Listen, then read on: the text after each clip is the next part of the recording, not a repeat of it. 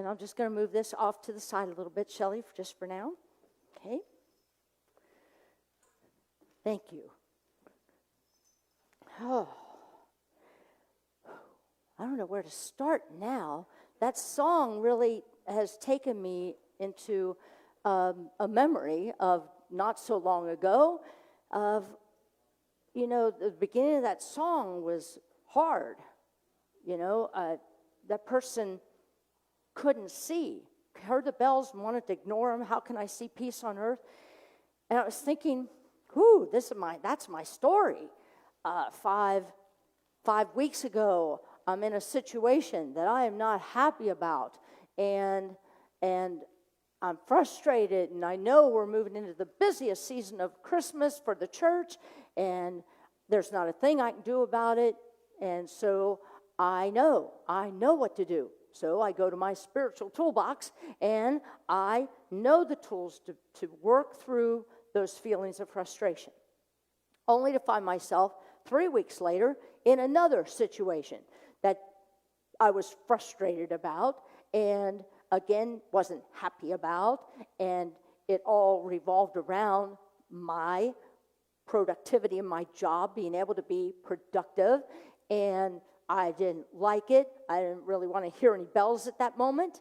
And again, going through prayer and meditation over and over and over and being reminded, I'm so grateful that I have staff around me who keep reminding me as I watch them practice meditation and prayer many, many times a day as they were going through their own challenges, which then reflected back to me as a mirror what to do so I could hear the bells again and stay in joy, only to find myself in another situation over this weekend, and then in another situation right before service starts, and multiple situations at the soundboard, and it's like, I don't want to hear any bells, and I'm supposed to talk about joy. So what did I do?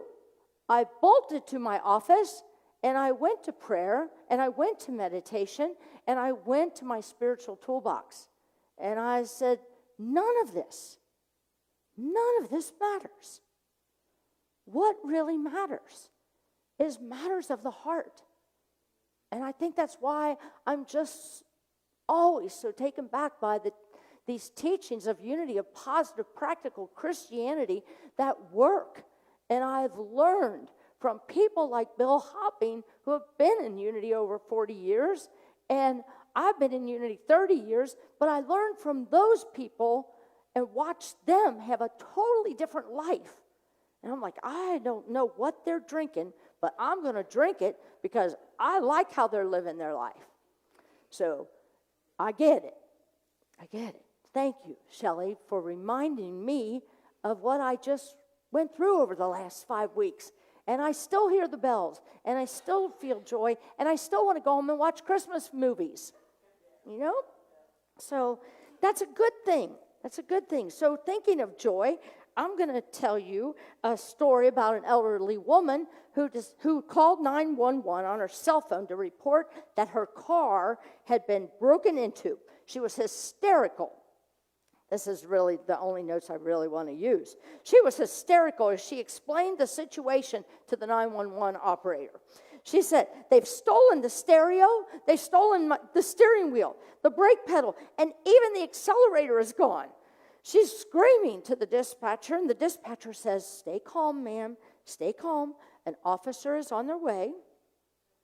A few minutes later, the officer reports back, radios into the dispatcher and says, disregard. She just got in the back seat of her car by mistake.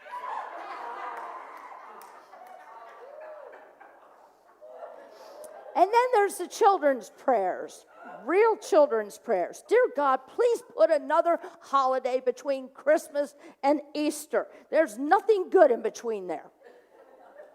Another prayer. Thank you, God, for my baby brother, but what I really asked for was a puppy. Have a little laughter. Let's look at, can we go to the personal affirmation I'm sorry I didn't line that up ahead of time. Are we able to grab that, Sandy and Kayla? If not, we can just go. Yeah, let's stay with what we got. Can you pause? Got it? Okay. We'll do the affirmation later. God bless the flexible, for we will not get bent out of shape. So, I have a video that I've chosen, and I want to just tee it up a little bit. That this is a story about the shepherd. And it's about the Christmas story, just part of it. But I want you to open your eyes and your heart.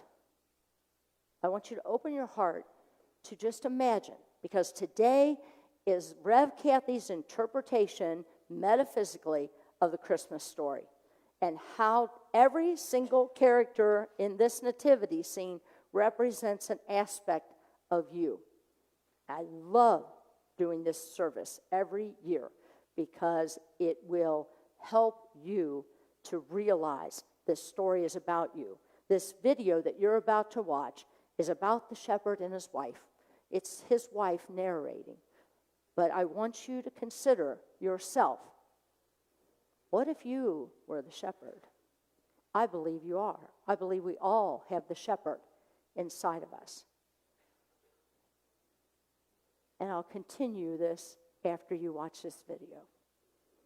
Have a rhythm.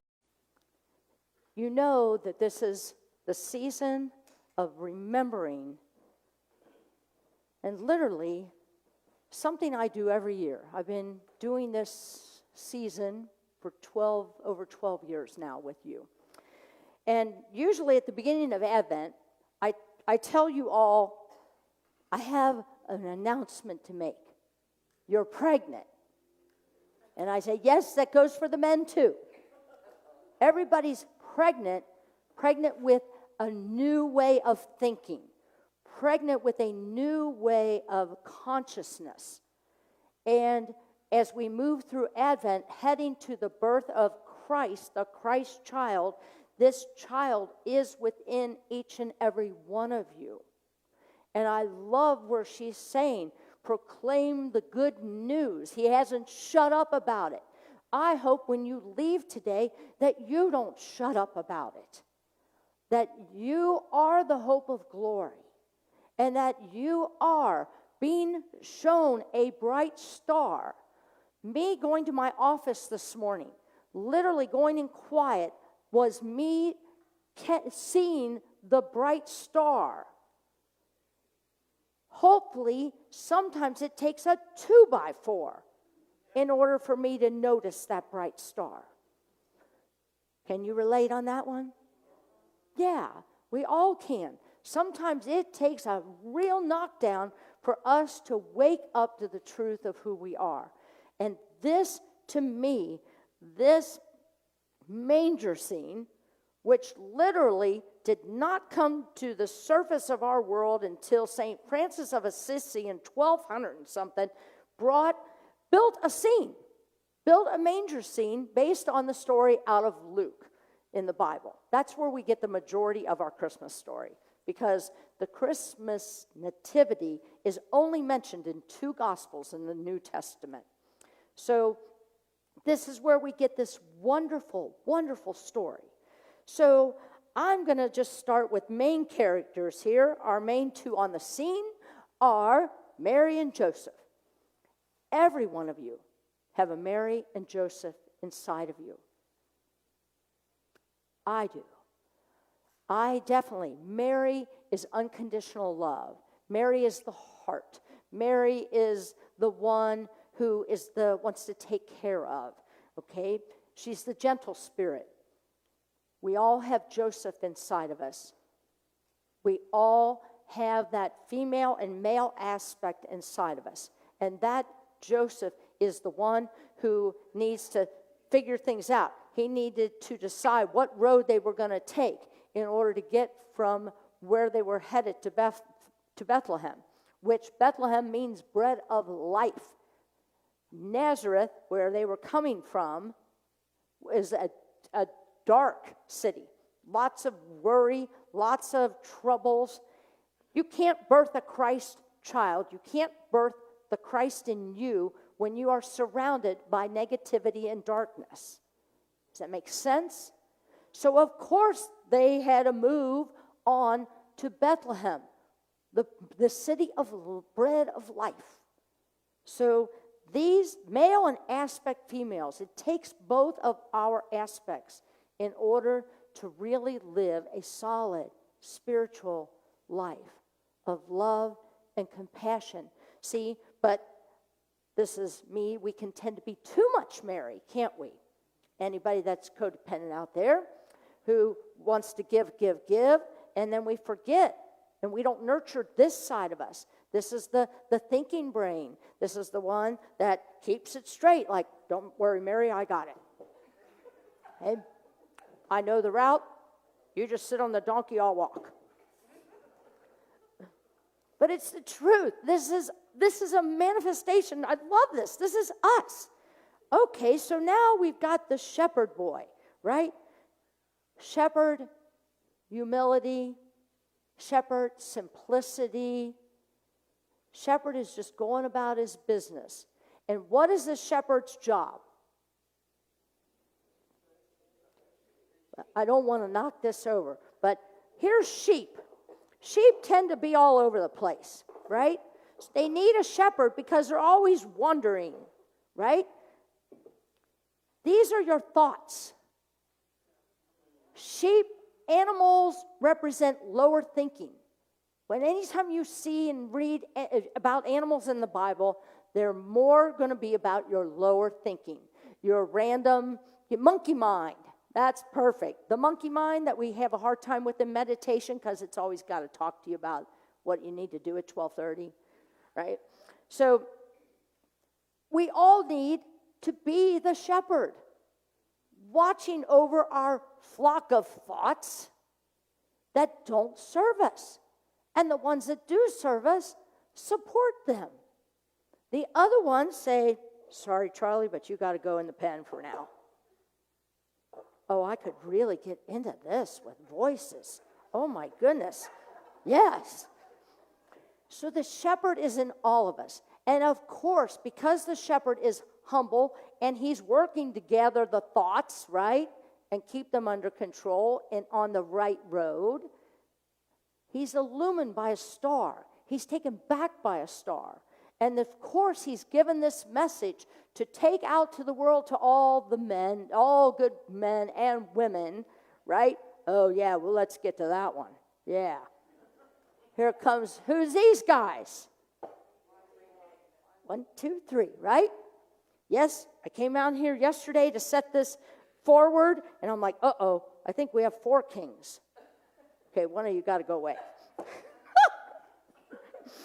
Okay, so I love these guys. I know they meant well. What did they bring for the baby?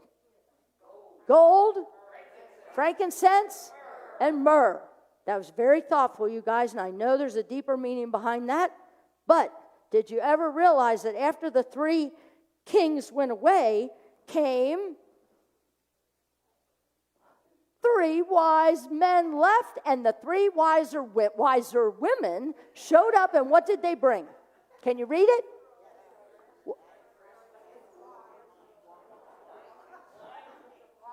That's what I'm talking about. I mean, my goodness, the poor soul, you know? So, she just rode on a donkey, 9 months pregnant. What the heck? And these guys are bringing all this wonderful stuff, which represent a lot of aspects of ourself. Again, there's frankincense, there's myrrh. What's the other one? Gold. The richness of your spirit. The preservative of your spirit. This is all things that we have inside of us. But do we recognize it? This is a time.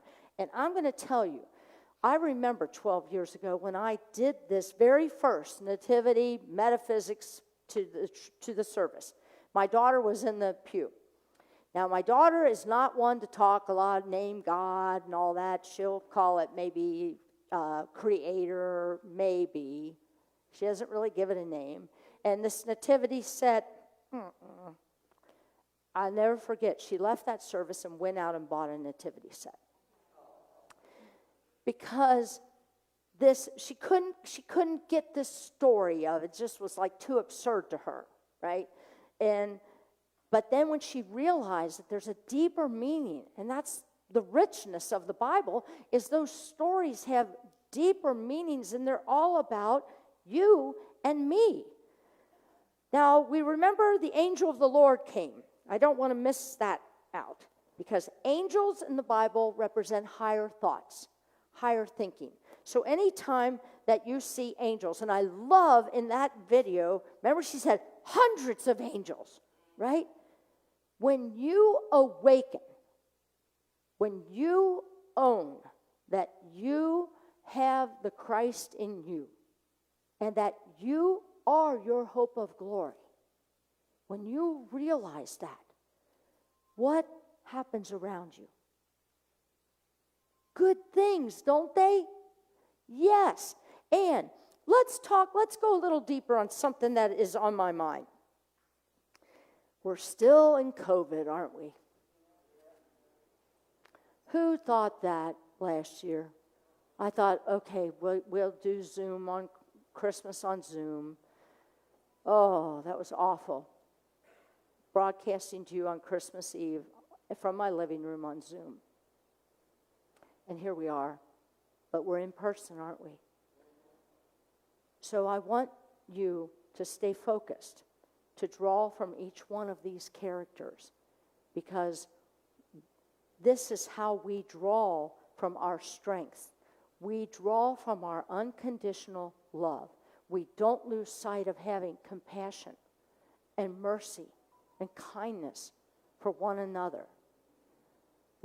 I'm noticing, I don't know about you, I don't go out a lot to eat. I'll do a drive-through, but when I do go out, I'm noticing how many people are patient with servers. A year and a half ago, that would have been unheard of. We would have walked out because the service is so slow. And what do you mean? Half the items on the menu you don't have tonight. We would have been, and you notice how much kinder we are right now. Because I hear many of you, it is what it is.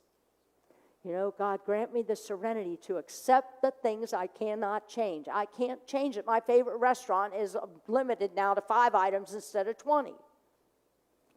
But we need this guy during COVID, do we not? We have, every one of you is drawing from these 2 individuals right now as I look at you all wearing your mask properly. Because you're drawing from being compassionate to other people here in the sanctuary, and you're also drawing from, this is the way we get through this, Mary, so we're going to figure it out, right? Right. Because we care about all of these people and our individuals and our aspects in our life. Now, every time we watch the news, which I watch it every day too, guess what? These guys take off, don't they? Thinking this, that, have their opinions, right? We've got to draw from the shepherd. The shepherd within you has got to get them under control. Calm down. There, give you a little pat on the back. Calm down. It's okay. We're all going to be okay. Because we've got that Christ is within us. It's within each and every one of us. And when we do that, then we start to recognize the gifts that we each have, the gifts that we bring every moment of every day. But we have to recognize these, especially these 3, and always the Christ in me is my hope of glory. I bring you good news, peace on earth, goodwill to men. And men means men and women, all humanity in the Bible. So, what do I want to end with today? I want to end with telling you we all are going to have situations. We're going to have situations from 5 weeks ago. We're going to run into situations over the next week or 2 weeks called the holidays and family, whether they're on Zoom or in person. There's still stuff, isn't there? There's situations. There's going to be situations today when you leave here and you go out in the world and do your shopping or even go to a coffee shop, whatever it is. Situations are going to come up. If you remember that Christ is within you and that Christ is within every single person that comes in front of you, every single person that comes in front of you, no matter how angry they are, no matter why in the world do they work in customer service? There's nothing but a crabby butt, right? That there is a Christ in them. And how do we do that? We have to keep shining our light. And that's how we cast out darkness. So that's my words to you. And I hope that I see you on Christmas Eve, because you're in for an absolutely beautiful, beautiful service of candle lighting and amazing music. We have a pianist, a celloist, a violinist, and 2 singers. And it's going to be absolutely beautiful, lights low. And I want to wish you all a Merry Christmas from my heart. And I hold the families, all the families that I personally know and those I don't know, who have had tragedies over the last couple of years, especially during this COVID time. And my heart is with them. And I ask you to just be a little more compassionate. Just a little more compassionate this week. And watch your life turn around. Because it really is all about the hokey pokey. And when you turn yourself around, namaste. The Christ in me truly sees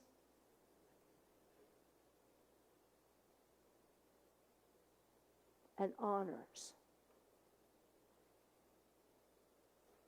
the Christ presence in each and every single one of you. Namaste.